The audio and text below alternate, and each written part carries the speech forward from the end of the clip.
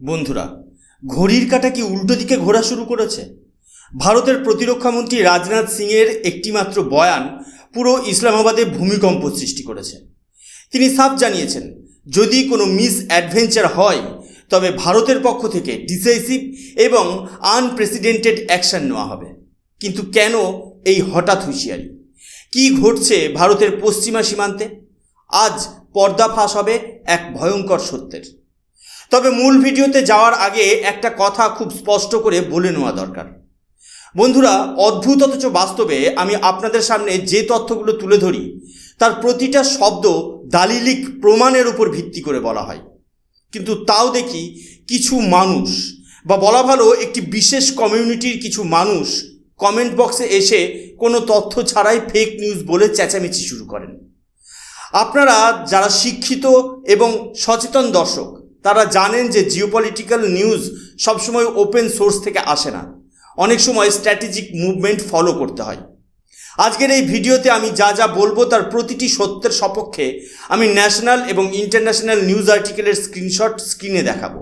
শুধু তাই নয়, আপনাদের সুবিধার্থে এই সমস্ত সংবাদের লিঙ্ক আমি আমার ডেসক্রিপশন বক্সে দিয়ে দিচ্ছি। যারা অন্ধভাবে সমালোচনা করেন তাদের বলবো, আগে ডেসক্রিপশন বক্সের সোর্সগুলো পড়ুন, তারপর তর্কে আসুন। কারণ আমার লড়াই শুধু তথ্যের নয়, আমার লড়াই সত্যের পক্ষে। চলুন এবার মূল বিষয়ে ফিরে যাওয়া যাক। নমস্কার, আমি সুশোভন, আর আপনারা দেখছেন অদ্ভুত অথচ বাস্তব। জিওপলিটিক্সে একটা কথা খুব প্রচলিত আছে, যখন কোনো রাষ্ট্র ভেতর থেকে খোকলা হয়ে যায় বা সিস্টেম কোলাপস করে, তখন সেই দেশের শাসকরা জনগণের নজর ঘোরাতে বাইরের কোনো কাল্পনিক শত্রু তৈরি করে অথবা যুদ্ধ শুরু করে। পাকিস্তান এখন ঠিক সেই খাদের কিনারাতেই দাঁড়িয়ে। বন্ধুরা, এই নিউজ আর্টিকেলের হেডলাইনটি খুব মন দিয়ে দেখুন। এখানে পরিষ্কার বলা হয়েছে যে UAE has asked Pakistan to return $3.5 billion immediately. ভাবুন একবার, যে সংযুক্ত আরব আমিরাতকে পাকিস্তান সবসময় তাদের ব্রাদারলি ইসলামিক নেশন বলে দাবি করে আসতো, আজ সেই বন্ধু দেশই তাদের দেওয়া ধারের টাকা কড়াইগন্ডায় ফেরত চাইছে। পাকিস্তানের বৈদেশিক মুদ্রার ভাণ্ডার বা ফরেন এক্সচেঞ্জ রিজার্ভ এমনিতেই তলানিতে, তার উপর এই $3.5 বিলিয়ন ফেরত দেওয়ার অর্থ হলো পাকিস্তানের অর্থনীতির কফিনে শেষ পেরেকটি পুঁতে দেওয়া।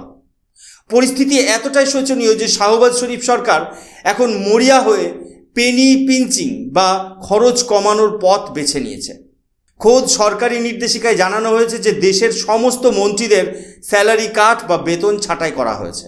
শুধু তাই নয়, মন্ত্রীদের লাক্সারি গাড়ি ব্যবহার এবং বিদেশ ভ্রমণেও জারি করা হচ্ছে নিষেধাজ্ঞা। কিন্তু তাতেও কি শেষ রক্ষা হবে?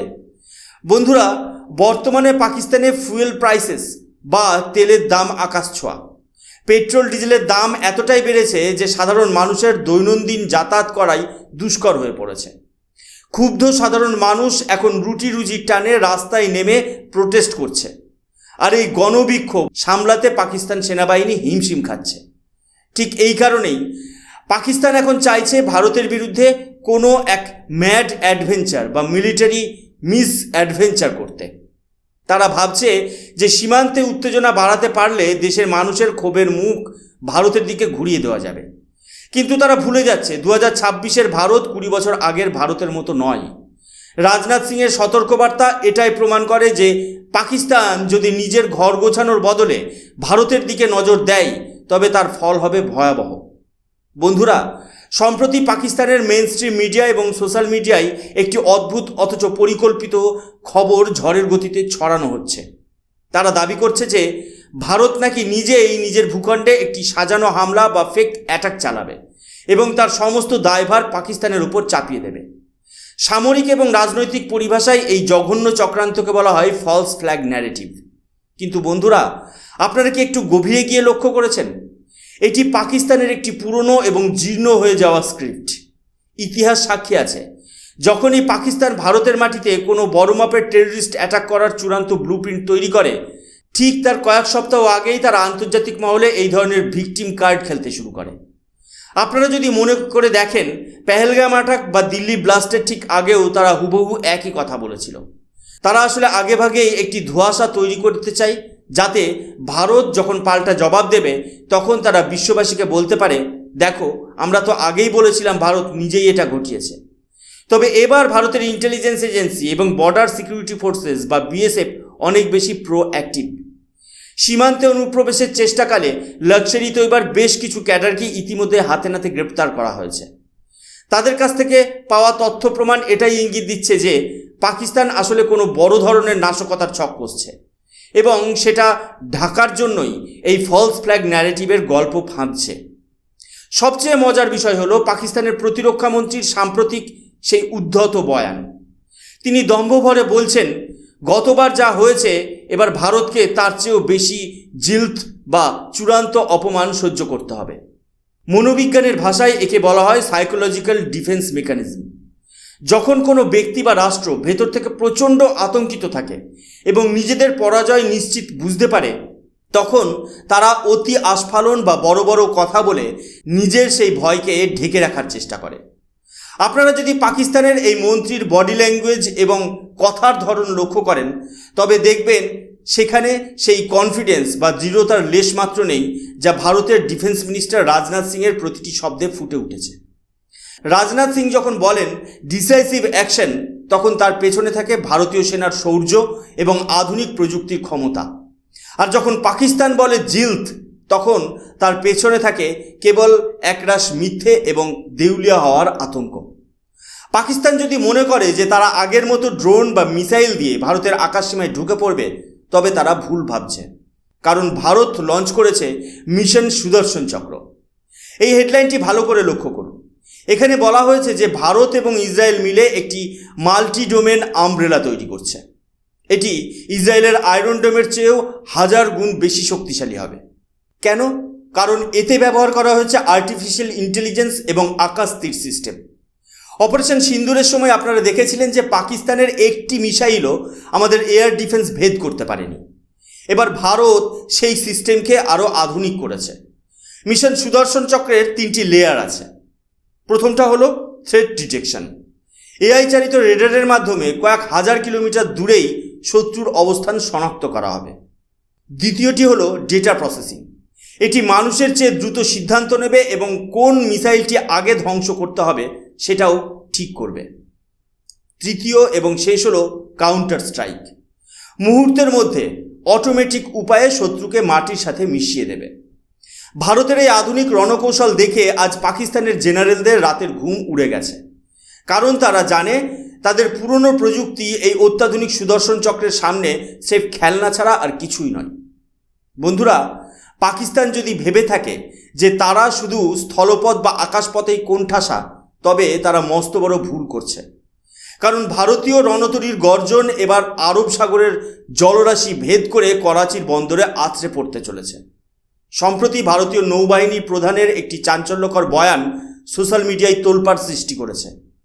তিনি প্রকাশ করেছেন যে অপারেশন সিন্দুরের সেই চূড়ান্ত উত্তেজনার মুহূর্তে ভারতীয় নৌবাহিনী পাকিস্তানকে জলপথে আক্রমণ করা থেকে মাত্র কয়েক মিনিটের দূরত্বে ছিল। ভাবুন একবার, সেই সময় যদি একবার সবুজ সংকেত মিলত, তবে আজ পাকিস্তানের মানচিত্রটাই বদলে যেত। স্ক্রিনে থাকা এই নিউজ আর্টিকেলের গুরুত্ব অপরিসীম। ভালো করে হেডলাইনটি দেখুন। গত 3রা এপ্রিল 2026-এ ভারত আনুষ্ঠানিকভাবে কমিশন করেছে আইএনএস আরিধান। এটি ভারতের নিজস্ব প্রযুক্তিতে তৈরি তৃতীয় nuclear powered ballistic missile submarine বা পারমাণবিক শক্তিচালিত সাবমেরিন। বন্ধুরা, এই সাবমেরিনটি কেন পাকিস্তানের জন্য জমদূত? কারণ এর ভেতরে মোতায়েন করা হয়েছে মারণাস্ত্র K4 মিসাইল। এই মিসাইলগুলো সমুদ্রের অতল গভীর থেকে নিঃশব্দে উৎক্ষেপণ করা যায় এবং এটি পাকিস্তানের যে কোনো কোণায়, যে কোনো শহরে নিখুঁতভাবে পারমাণবিক হামলা চালাতে সক্ষম। অর্থাৎ পাকিস্তান বুঝতেই পারবে না যে ঠিক কোথা থেকে তাদের ওপর কালান্তক আঘাত নেমে এলো। কিন্তু ভারত এখানেই থেমে নেই। এই সাবমেরিনের পাশাপাশি নৌবাহিনীতে যুক্ত হয়েছে আইএনএস তারাগিরির মতো অত্যাধুনিক এবং শক্তিশালী স্টেলথ ফ্রিগেট বা যুদ্ধজাহাজ।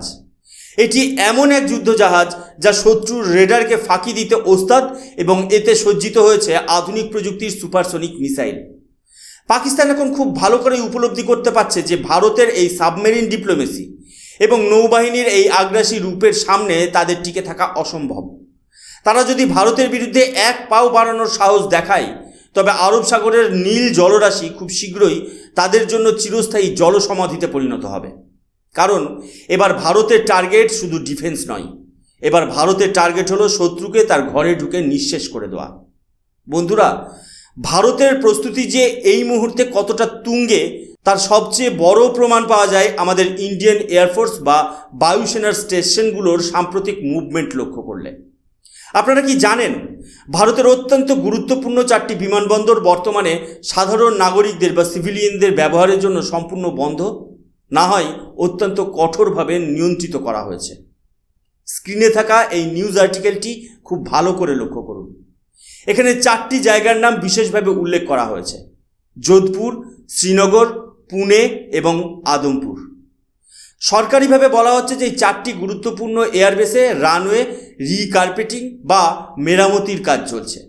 কিন্তু বন্ধুরা, জিওপলিটিক্যাল অ্যানালিস্ট বা সমর বিশেষজ্ঞরা এই বিষয়টিকে কেবল সাধারণ মেনটেনেন্স হিসেবে দেখছে না। তাদের মতে এটি আসলে একটি হাই লেভেল স্ট্র্যাটেজিক প্রিপারেশন। যুদ্ধের ইতিহাসে দেখা গেছে বড় কোনো সংঘাতের ঠিক আগেই রানওয়েগুলোকে এমনভাবে শক্তিশালী করা হয় যাতে আমাদের হেভি ডিউটি ফাইটার জেটস যেমন রাফাল বা সুকোই 30 MKI পূর্ণ যুদ্ধসজ্জা নিয়ে, অর্থাৎ ভারী মিসাইল এবং ফুয়েল লোড নিয়ে অনায়াসে টেক অফ এবং ল্যান্ড করতে পারে। শুধু কি তাই, রাজস্থানের জয়সলমীরে, যা সরাসরি পাকিস্তান সীমান্তের খুব কাছে অবস্থিত, সেখানে সম্প্রতি হাইটেক সাইরেনের একটি বিশাল মক ড্রিল বা মহড়া চালানো হয়েছে। আপনারা যারা অপারেশন সিন্দুর 1.0-র কথা মনে রেখেছেন তারা জানেন যে সেই সময় ব্ল্যাকআউট এবং সাইরেনের সঠিক ব্যবহার ভারতের প্রতিরক্ষা ব্যবস্থাকে কতটা সাহায্য করেছিল। এবার সেই সাইরেন সিস্টেমকে আরও আধুনিক করা হয়েছে যাতে শত্রু ড্রোন বা মিসাইল হানা দেওয়ার আগেই সাধারণ মানুষকে সতর্ক করা যায় এবং বায়ুসেনা তাদের স্ক্র্যাম্বল মোডে চলে যেতে পারে। অর্থাৎ পাকিস্তান যদি মনে করে তারা অতর্কিতে হামলা করবে, তবে তাদের সেই পরিকল্পনা শুরু হওয়ার আগেই ভারত পাল্টা আঘাত হানার জন্য তৈরি। বন্ধুরা, যখন সীমান্তের ওপার থেকে ফলস ফ্ল্যাগ ন্যারেটিভের খবর আসছে আর এপারে আমাদের এয়ারফোর্স স্টেশনগুলোতে দিনরাত কাজ চলে, তখন বুঝতে হবে যে বাতাসে যুদ্ধের গন্ধ পাওয়া যাচ্ছে। ভারত হয়তো নিজে থেকে যুদ্ধ শুরু করবে না, কিন্তু পাকিস্তান যদি কোনো ভুল পদক্ষেপ বা মিসক্যালকুলেশন করে, তবে ভারতের এই 4টি এয়ারবেস থেকে উড়ে যাওয়া যুদ্ধবিমানগুলোই হবে পাকিস্তানের জন্য শেষ সূর্যাস্ত। এবার ভারতের প্রস্তুতি কেবল সীমান্ত রক্ষার জন্য নয়, এবার প্রস্তুতি হলো চূড়ান্ত ফয়সালার জন্য। তাহলে প্রশ্ন দাঁড়াচ্ছে, পাকিস্তান কি সত্যিই এবার মরণ কামড় দেওয়ার চেষ্টা করবে? ভারতের ক্যাবিনেট কমিটি অন সিকিউরিটি ইতিমধ্যেই বৈঠক শেষ করেছে। ভারতের কাছে এখন AI প্রযুক্তি আছে, শক্তিশালী নৌবাহিনী আছে এবং সবচেয়ে বড় কথা, ভারতের রাজনৈতিক সদিচ্ছা আছে। অপারেশন সিন্দুর ছিল ট্রেলার, আর মিশন সুদর্শন চক্র হতে চলেছে আসল ছবি। পাকিস্তান যদি তার ম্যাপ থেকে মুছে যেতে না চায়, তবে তাদের উচিত হবে ভারতের এই চরম হুঁশিয়ারিকে গুরুত্ব দেওয়া। আপনারা কি মনে করেন, ভারত কি এবার পাক অধিকৃত কাশ্মীর বা পিওকে উদ্ধার করার পথে এগোচ্ছে? কমেন্ট করে আপনাদের মূল্যবান মতামত ভিডিওতে জানান। ভিডিওটি ভালো লাগলে শেয়ার করুন আর অদ্ভুত অথচ বাস্তব চ্যানেলটিকে সাবস্ক্রাইব করতে ভুলবেন না। আমি সুশোভন, দেখা হচ্ছে পরের ভিডিওতে। জয় হিন্দ, বন্দে মাতরম, ভারত মাতা কি জয়।